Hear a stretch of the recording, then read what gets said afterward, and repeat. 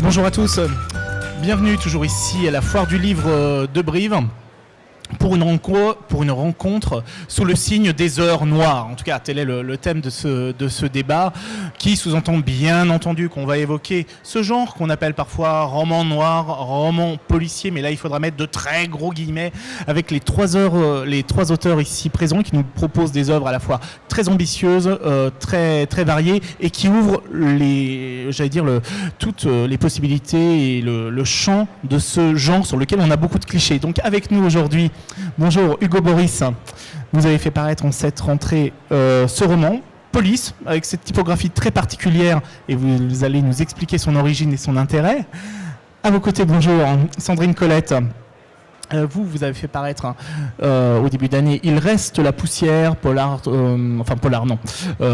noir très déroutant et fort aux éditions de Noël dans cette collection formidable que j'aime beaucoup, qui est la collection Sueur froide. Et enfin, DOA, bonjour. Vous avez fait paraître le nouveau tome de Punctu Segundo, dont la fameuse et prestigieuse série noire de Gallimard.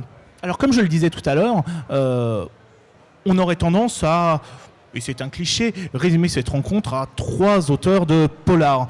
Fondamentalement, est-ce que sur vos 3 derniers romans respectifs, vous avez l'impression de faire du polar ? Avant, évidemment, qu'on présente chacun des titres. Hugo. Bonjour.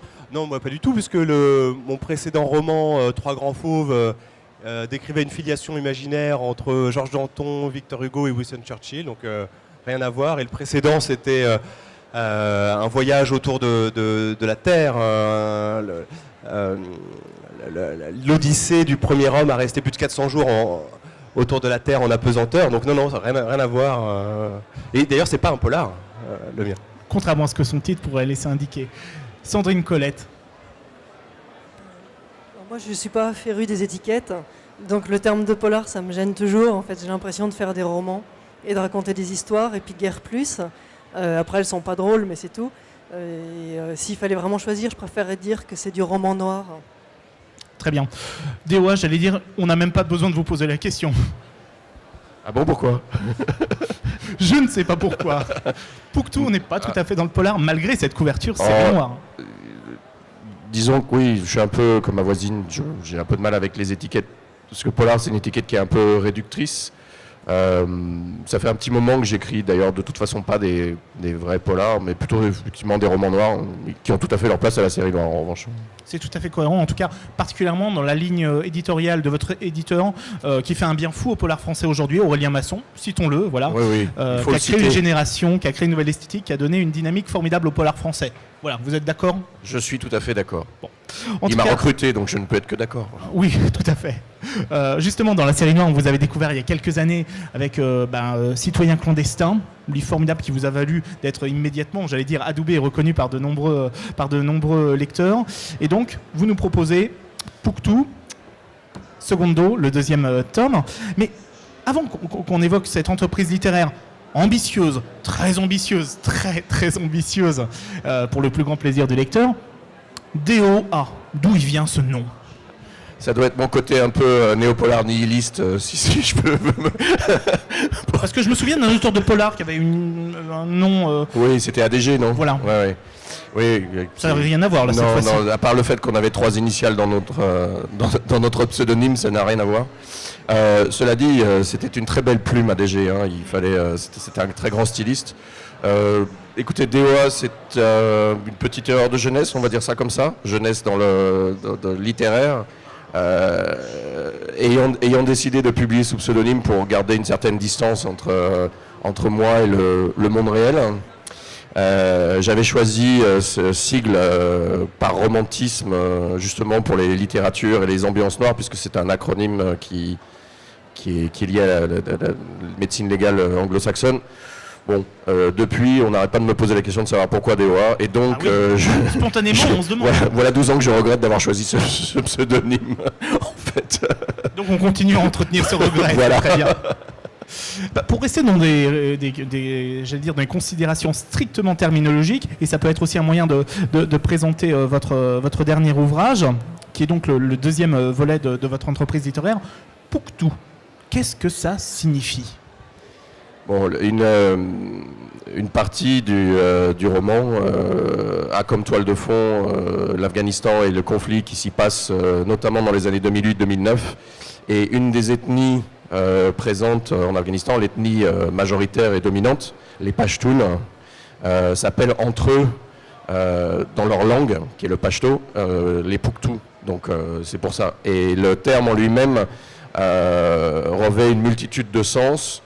En gros, il caractérise ce qui fait l'essence d'un homme pashtun qui se tient droit sur ses jambes ou droit dans ses bottes, pour paraphraser un ancien Premier ministre qui était de passage ce matin. Attrait à l'honneur, qui est une des vertus cardinales des hommes de ce peuple. Alors, encore une fois, il n'est absolument pas grave d'avoir raté le premier volet, sauf pour le plaisir de lecture, évidemment, puisque dès l'ouverture de ce second volet, vous nous offrez une sorte de... Si vous avez raté le premier épisode, en quelque sorte, même si c'est très très très condensé. Hein. Alors, c'est pas tellement qu'on l'a fait si vous avez raté le premier épisode, c'est juste comme on a été obligé de couper ce livre qui au départ est une seule et même aventure. On a été obligé de le couper en deux pour des questions de poids et d'encombrement, en fait. Alors attendez, j'essaye. Voilà. En termes de maniabilité, c'est oui, moyen. Oui. Déjà individuellement, ils sont un peu difficiles, mais donc à deux, c'était pas possible. Donc on l'a coupé en deux et il y a eu un décalage dans le temps entre la publication des deux livres. Alors moi, je considère qu'il est indispensable de les avoir lus tous les deux pour comprendre tous les enjeux du livre. Mais dans l'optique de faciliter un peu la tâche aux lecteurs qui avaient déjà lu le premier, on a fait un espèce de résumé pour qu'ils se souviennent à peu près quels étaient les enjeux posés dans le premier livre. Justement, DOA, d'où vous est venu le point de départ de Pouctou, en fait ? Alors, je sais qu'on commente souvent le côté très documenté du livre, qui est pour moi assez accessoire, mais l'idée de départ du livre, c'est qu'il a un héritage littéraire et romanesque dans deux autres ouvrages qui l'ont précédé. Et en fait, c'est à partir de ces deux ouvrages que j'ai travaillé pour ramener un certain nombre de personnages présents dans ces deux ouvrages qui étaient dans une situation donnée à la fin de ces deux ouvrages. Et j'ai cherché, si vous voulez, un décor et une forme d'intrigue qui prolongeait celle de ces deux ouvrages sans la reproduire exactement. Et petit à petit, comme les deux en question avaient comme point de départ le 11 septembre 2001, je suis allé chercher du côté du conflit qui a été la conséquence du 11 septembre 2001. Le premier conflit mondial qu'on a connu cette dernière quinzaine d'années, c'est le conflit en Afghanistan, c'est l'invasion de l'Afghanistan. Donc en fait, c'est comme ça que je suis arrivé à ce livre. En fait. Donc vous évoquez évidemment l'Afghanistan, le point de départ, mais vu véritablement de très nombreux points de vue. Oui, en fait, la façon dont j'ai travaillé pour ce livre, c'est-à-dire que le livre brosse un tableau en dehors des aventures des personnages en question, assez complet de tout un tas de notions qui sont réapparues avec la guerre. Alors réapparues pour certaines avec la guerre comme le trafic d'héroïne, ou apparues avec ces guerres-là comme le développement de la sécurité privée et des affaires privées des militaires. Donc en fait, tous ces aspects qui sont pris individuellement, tous assez complexes, j'ai choisi pour que le lecteur puisse les suivre et rentrer dedans, de les aborder par des points de vue différents, chaque point de vue amenant sa petite vision des problèmes. Voilà, donc en fait, effectivement, c'est un roman qui devient polyphonique, très polyphonique. Il y a 5-6 personnages principaux, une quinzaine de personnages secondaires, puis des personnages tertiaires, il y en a beaucoup plus. Il y en a beaucoup. D'ailleurs, à la fin du livre... C'est un peu le roman russe. C'est un peu le roman russe, en fait. D'une certaine façon. Mais c'est ça, justement, qui est assez admirable dans justement, votre projet littéraire, c'est d'avoir fait presque une sorte de roman total, avec une vaste palette d'émotions, de situations à travers tous vos personnages, et qui crée une complexité incroyable. Comment on se débrouille dans un bourbier, d'une certaine manière, je détourne le mot, tel que celui-ci, avec une si large structure, avec de si nombreuses intrigues, sous-intrigues, personnages, etc. Eh bien, quand on est comme moi, très laborieux, on fait des plans. C'est comme ça que vous avez travaillé ? On fait des plans qui sont de plus en plus détaillés et qui sont extrêmement complexes à la fin, mais qui permettent de jeter des fondations très solides pour les livres. Il n'y a pas moyen, en fait, de s'en affranchir quand on a une galerie de 70 à 80 personnages qui se croisent et s'affrontent sur 2 années complètes. Il n'y a pas d'autre moyen de faire comme ça, surtout pour progressivement faire saisir les enjeux et individuels et globaux, géopolitique. Voilà, et géopolitique des trucs. Donc en fait, j'ai fait un plan qui était une gigantesque frise coupée en années et en mois. Et à l'intérieur de ce plan, il y avait des sous-parties qui étaient découpées en journées, en fait, puisque c'est un calendrier qui est assez proche du calendrier historique réel. Et chacune de ces journées, pour chaque personnage, renvoyait à des cahiers. Chaque cahier reprenant chacune de ces journées en expliquant séquence par séquence ce qui allait se passer à l'intérieur de la séquence et évidemment en faisant toutes les références documentaires nécessaires pour que ça me simplifie le travail parce que après 2 ans et demi de recherche, j'avais pas envie de me replonger dans les livres pour essayer de retrouver ce que j'avais déjà trouvé avant, quoi. Mais voilà. Par ailleurs, encore une fois, à travers cette grande mosaïque d'EOA, encore une fois, vous n'oubliez jamais le lecteur et vous faites un vrai roman feuilleton avec des rebondissements pour que, encore une fois, le lecteur ne soit jamais perdu à proprement parler. Vous n'oubliez jamais aussi cet élément essentiel. C'est-à-dire que c'était un peu le sens de mon propos initial. Il est difficile de s'affranchir d'une documentation solide pour préparer ce genre de livre, parce que ça supporte mal à peu près. Et mais, on est dedans, en tout cas, l'ambiance, l'atmosphère, on y croit vraiment. La documentation, pour moi, elle a une ambition, c'est celle du réalisme, voire de l'ultra-réalisme, pour que le lecteur, au moment où il se trouve dans une des situations des personnages, ait l'impression de la vivre. Mais après, il y a effectivement un travail qui est d'abord et avant tout romanesque, puisque puisque ce livre est construit sur un héritage romanesque. Il a, pas d'ambition documentaire. J'ai pas fait un essai et j'ai pas un roman à message. C'est pas le sens du texte. C'est quand même un travail romanesque. Par ailleurs, vous n'êtes pas sans savoir qu'aujourd'hui, de nombreux lecteurs, en tout cas, sont aussi des consommateurs de séries télé. Et on a l'impression vraiment, en lisant Pouctou, d'être aussi face à l'équivalent littéraire d'une série télévisée, non ? Oui, mais en fait, on est en train de boucler la boucle et de revenir aux origines, puisque le feuilleton, à la base, c'est un exercice. C'est un exercice littéraire et sur papier.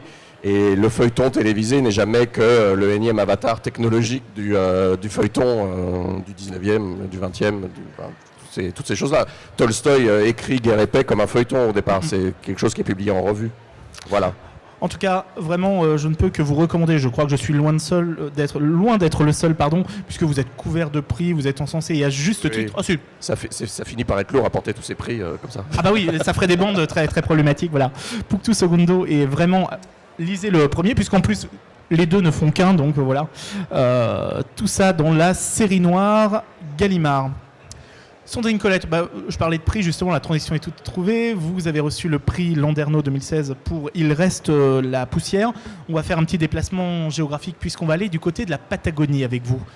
Pourquoi la Patagonie ? Pourquoi pas ? En effet, oui, bien sûr. Oui. En fait, l'idée de l'histoire vient avec un décor qui, moi, n'est pas forcément géographiquement situé. Et une des questions du livre, c'est de savoir où je le mets.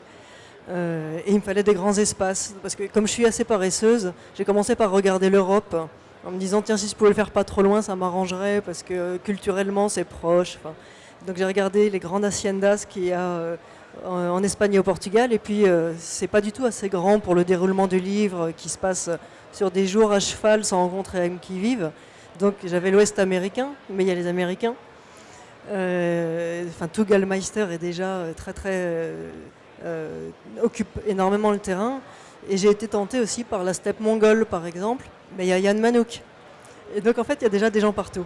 Et j'ai cherché un endroit quand même pour que ça soit un petit peu original, un endroit qui est peu utilisé, peu regardé par les romanciers, la Patagonie. Finalement, c'était pas mal. Michel Houellebecq est allé là-bas, je crois. Oui. Bref, non, mais, ok. Mais... Et Florent Pagny, absolument. Alors, j'ai proposé à mon éditeur qu'on lui demande de préfacer le livre, et il y a eu un grand éclat de rire, donc j'ai laissé tomber. Et donc la Patagonie et le décor de ce que j'allais dire, ce qui ressemble pratiquement à une tragédie classique d'une certaine façon. Pardon. Je dis, on est pratiquement dans le cadre d'une tragédie classique avec cet ouvrage. Beaucoup plus qu'un polar, pour utiliser le terme qu'on évoquait tout à l'heure. Oui, je pense vraiment, on n'est pas dans le polar, on est d'abord dans quelque chose d'intemporel.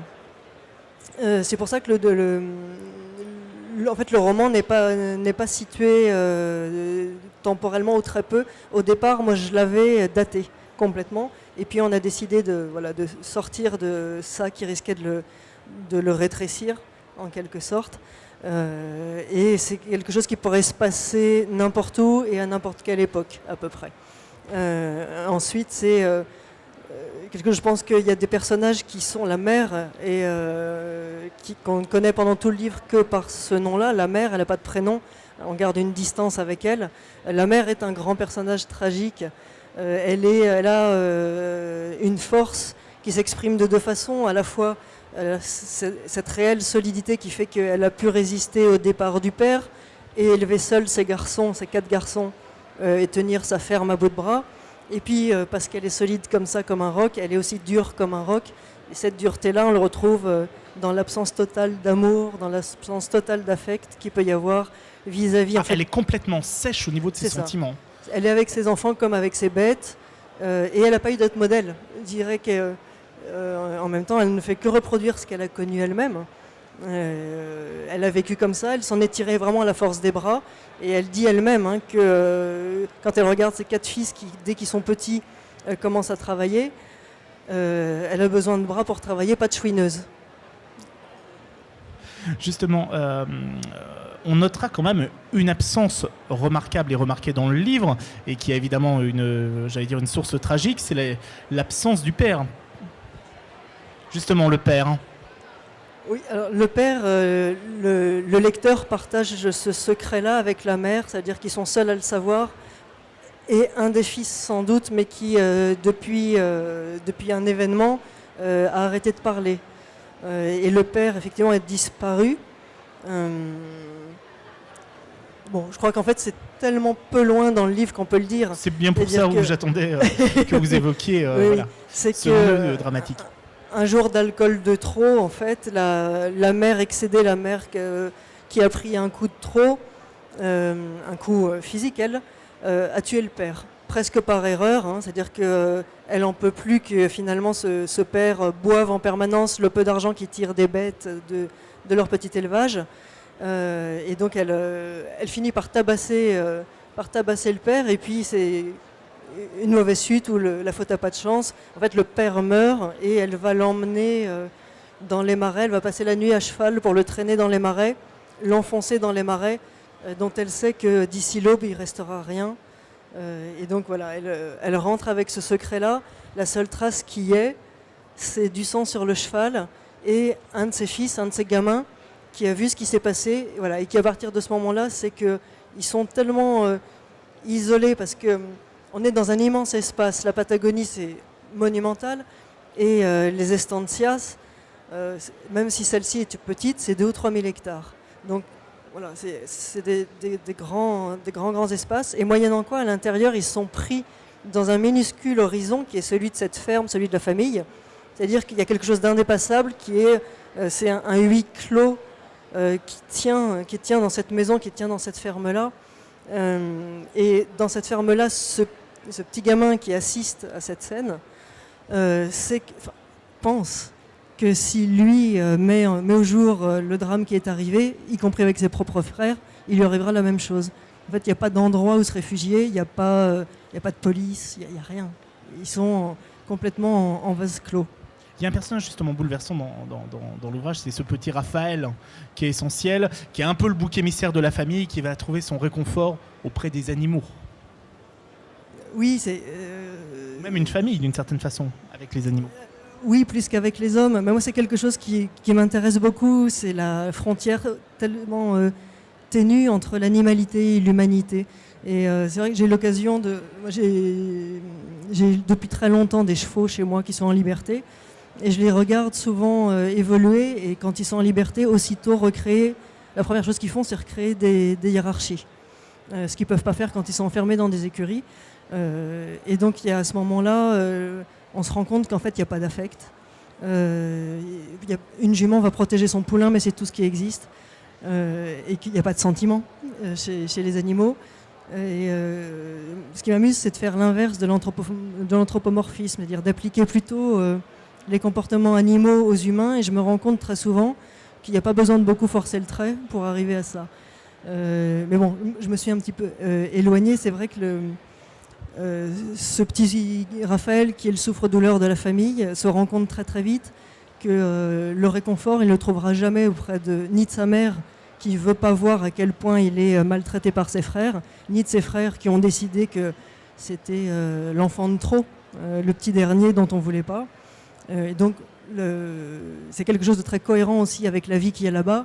Un gaucho, son premier ami et son premier outil de travail, c'est son cheval. Donc voilà, lui il se retrouve avec son cheval et ses chiens, puisque sont aussi les accompagnants de ces métiers-là.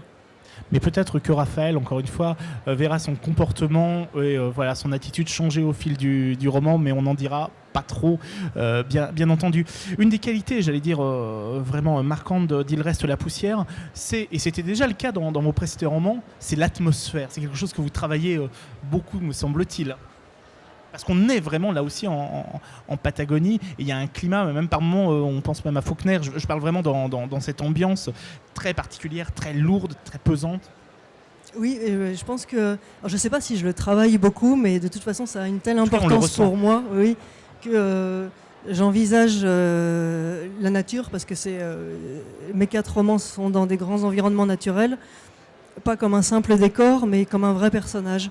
Et en fait, la Patagonie, la rigueur du climat, c'est vraiment un endroit, la steppe est un endroit qui est balayé en permanence par les vents qui viennent de la cordillère des Andes, donc c'est des vents froids. C'est de la sécheresse aussi, et des sols qui sont fendus vraiment en permanence par les vents, et cette absence d'eau en fait qui peut pas rester. Et j'ai l'impression que chaque personnage est autant influencé par les autres autour de lui que par cette nature, qui fait que si on veut survivre, c'est un personnage à proprement parler, il faut être de la même trempe. Oui. En tout cas, voilà, n'hésitez pas à découvrir ce décor et cette histoire vraiment bouleversante que vous trouverez dans Il reste la poussière. Très bon roman de Sandrine Collette chez De Noël. Enfin, Hugo Boris, vous, dans cette rentrée, vous avez signé Police, et comme je le disais en ouverture, j'ai cette typographie très étrange qui m'oblige à avoir un miroir pour pouvoir lire le mot police. Qu'est-ce qu'elle signifie, cette couverture ? Alors, c'est quand même immédiatement reconnaissable. Certes. Qui ne l'a pas vu dans son rétroviseur ? C'est un titre lisible dans un rétroviseur, précisément parce que c'est un huis clos dans une voiture de police. Et en effet, vous avez raison, il y a un jeu sur le miroir, parce que c'est aussi un autre regard porté sur la police, et la police en tenue, notamment, celle dont on ne parle quasiment jamais en littérature, qui s'intéresse principalement aux commissaires, aux enquêteurs, et pas du tout à ceux qu'on appelle les couteaux suisses de la police, les gardiens de la paix. Justement, qui sont ces 3 personnages, ces 3 gardiens de la paix que vous décrivez dans Police ? Alors, c'est d'abord l'histoire d'une femme, une femme flic, Virginie, qui est en pleine tempête personnelle. Elle est mère d'un enfant de 15 mois, et ça ne va plus avec son compagnon. Leur couple est en train de mourir. Ils ne font plus l'amour. Cet enfant a complètement perturbé leur vie, et elle va avoir une relation amoureuse avec l'un de ses collègues, Aristide. Une relation, une histoire d'amour un peu désespérée mais sincère, comme le sont les histoires d'amour qui ne se confrontent pas au quotidien. Et il se trouve qu'elle va être enceinte de ce collègue Aristide par accident. Et une nuit d'été, une nuit de canicule, ils se retrouvent embarqués, réunis dans une mission inhabituelle, qui est de reconduire un étranger à la frontière. Ils vont avec un troisième homme, le plus gradé, le chef de bord, Eric, chercher un retenu à Vincennes, au centre de rétention administrative de Vincennes, pour le reconduire à l'aéroport Charles de Gaulle. Justement, ce troisième larron est très différent de ces... Il est très différent. Alors lui, il est tadjik, assez mutique. Et en fait, une fois à bord, ils comprennent que cet homme est condamné à mort dans son pays. Et le temps d'un trajet très court de 25 km entre Vincennes et Charles de Gaulle, ils sont donc confrontés à ce dilemme terrible qui est de savoir est-ce qu'il faut obéir ou désobéir. Est-ce qu'il faut obéir et parvenir à vivre avec ensuite, ou désobéir et en quel cas faillir, puisque ils incarnent les derniers maillons de l'autorité de l'État. Et donc le destin de ce Tadjik va entrer en résonance en résonance émotionnelle avec leur propre vie. Donc véritablement un roman moral, mais à proprement parler dans le sens classique du terme. Mais Police, par ailleurs, encore une fois, j'allais dire, est aussi un vrai document sur une police qu'on voit peut-être moins dans les séries télé, justement. Et c'est un roman qui est très documenté. On parlait tout à l'heure de documentation avec DOA pour Pouctou. Justement, vous, quel a été le travail de documentation pour écrire Police ? Alors, comme DOA, le livre ne peut pas se réduire à une documentation, c'est le support, c'est le point de départ, mais ça m'a beaucoup nourri dans l'écriture. J'ai fréquenté des policiers pendant un an, ça s'est fait petit à petit. J'ai d'abord rencontré en dehors de leur travail, et puis ensuite en service de jour, puis en service de nuit, et puis du commissariat, j'ai été admis en brigade à bord des véhicules. Donc petit à petit, on apprend à les connaître, et on se rend compte que c'est un métier où l'idée de la mort est omniprésente. Et puis le réel vous souffle des idées que vous ne pourriez pas avoir spontanément. Par exemple, je me suis rendu compte qu'ils écrivaient sur leur gilet pare-balles, à main levée au feutre, leur groupe sanguin. Ça dit qu'en cas de transfusion rapide, c'est inscrit immédiatement. Ça dit quelque chose d'un métier, ça, quand même, quand vous endossez ça le matin. Ou un autre policier qui me raconte que pendant une période de sa vie, chaque matin, quand il s'habillait, il choisissait son caleçon en se disant « il faut que j'ai l'air présentable sur la table d'autopsie, si jamais ». Enfin, c'est quand même... ou ce même policier qui me raconte... Quand on a vu un cadavre dans la journée, on a cette odeur sur soi, on la reconnaît. Et il me dit un matin, j'ai fait la bise à une collègue, et sous le parfum, j'ai reconnu l'odeur, comme si l'odeur était restée. Et puis, voilà, évidemment, il y a aussi beaucoup de comme dans les métiers où la mort est présente, il y a beaucoup d'humour aussi, de rire, parce que ça permet de prendre de la distance, et notamment Aristide est un personnage haut en couleur. C'est l'ambianceur de la brigade, une espèce de branleur baraqué qui fait des blagues à longueur de journée, qui vit dans un éternel présent. Et lui, le fait de savoir que Virginie porte son enfant, d'un seul coup, il perd pied. Il a initié cet être de chair et de sang. Il se rend compte à quel point sa vie est vide de sens. Parce que chacun des trois personnages de Gardien de la Paix a aussi son histoire propre et n'est pas simplement un point de vue moral à proprement parler. Oui, et puis on peut parler du troisième, Eric, qui joue un rôle déterminant aussi, qui est plus en retrait au départ, qui est le chef de bord. Et lui... le plus aguerri. Le plus aguerri, et lui, c'est pas le genre à manger la consigne. C'est-à-dire, on lui a donné comme mission de reconduire un homme d'un point A à un point B. Il compte bien s'affranchir de cette mission, sauf qu'il a 15 ans de fond, comme on pourrait le dire, des mineurs. Et ce soir-là, il se met à douter. Alors, justement, Hugo Boris, quand vous êtes lancé dans l'écriture de Police, est-ce que vous avez eu quand même le désir de proposer une vision de la police qu'on ne connaît pas et se mettre dans des positions psychologiques qu'on n'imagine pas ?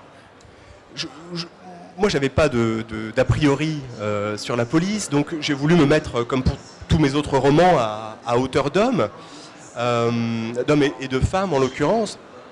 Et je trouvais que le fait que le personnage principal soit enceinte humanisait déjà énormément. C'est-à-dire qu'il y a une image qui est presque pas anachronique, mais contradictoire d'être enceinte en uniforme avec une arme létale. Donc oui, il y avait ce désir, c'est vrai, de l'humaniser, parce que en les rencontrant, en écoutant des témoignages, je me suis rendu compte à quel point c'était un métier impossible. D'abord, c'est un métier où il faut une bande passante très large. Il faut bien se rendre compte que, comme je dis à chaque fois, de la divagation de l'animal sur la voie publique à la femme battue, c'est la police nationale. De l'homme retranché dans son appartement au vol d'enjoliveur, c'est encore la police nationale. Donc il faut avoir pas mal de psychologie, en fait, pour s'adapter à des situations qui sont différentes à chaque fois. Et il voit tout ce qu'il faudrait ne jamais voir pour garder une forme d'innocence. J'ai ce souvenir frappant d'un policier, d'un jeune policier, et je dis qu'il était très beau parce que sa beauté contrastait avec la violence de ce qu'il me racontait. Et il me racontait que 5 ans auparavant, il était intervenu le premier auprès d'une famille dont le père schizophrène avait tué son fils de 4 ans dans une crise.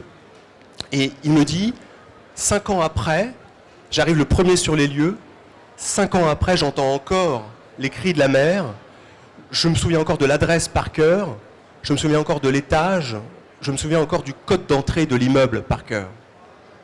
En tout cas, voilà, vous avez pris ces quelques détails, mais qui sont absolument représentatifs de l'état d'esprit de Police, votre roman chez Grasset. Merci à tous.